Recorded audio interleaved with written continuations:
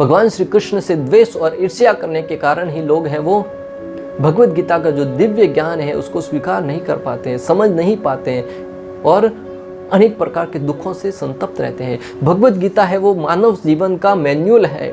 जिस प्रकार हम कोई फ़ोन लेते हैं, टीवी लेते हैं, रेफ्रिजरेटर लेते हैं तो उसके साथ एक मैन्युअल बुक आती है कि उसका प्रयोग कैसे करना है, उसी प्रकार मनुष्य जीवन है उसके साथ कैटलॉग है वो है श्रीमद् भगवत गीता।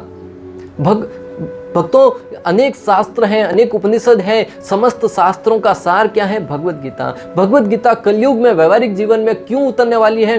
क्योंकि जो उपनिषदों में, वेदों में वर्णन आया है वो सत्य युग में अनेक सालों तक तपस्या करने का, ध्यान करने का, साधना करने की विधि उसमें वर्णित है। परंतु कलयुग का जीव तो इतना विचलित है, आए दिन युद्ध के क्षेत्र में ही खड़ा है। और जो भगवत गीता रूपी ज्ञान है उसमें अर्जुन को ज्ञान ही वही दिया जा रहा है कि कुरुक्षेत्र के युद्ध स्थल में खड़े हुए किस प्रकार रिएक्ट करना है, किस प्रकार अपने कार्यों को चुनौती देना है। तो इस जीवन में अगर कोई व्यवहारिक जीवन में प्रयोग करने वाली बात है तो भगवत गीता। जब कोई भगवत गीता का ज्ञान का आश्रय लेकर अपने जीवन को जिएगा ना, जीवन में अनेक प्रकार की समस्या आएगी, कष्ट आएंगे, दुख आएंगे, संतप्त आएंगे, परंतु वो उनको यूं पार कर जाएगा जैसे संकट आए ही नहीं थे।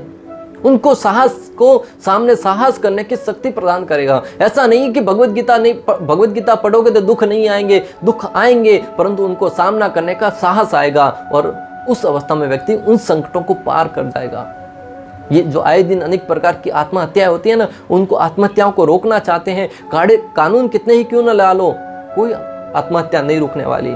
अगर आत्महत्या रोकना चाहते हैं तो भगवत गीता रूपी दिव्य ज्ञान हर एक व्यक्ति तक पहुंचाओ।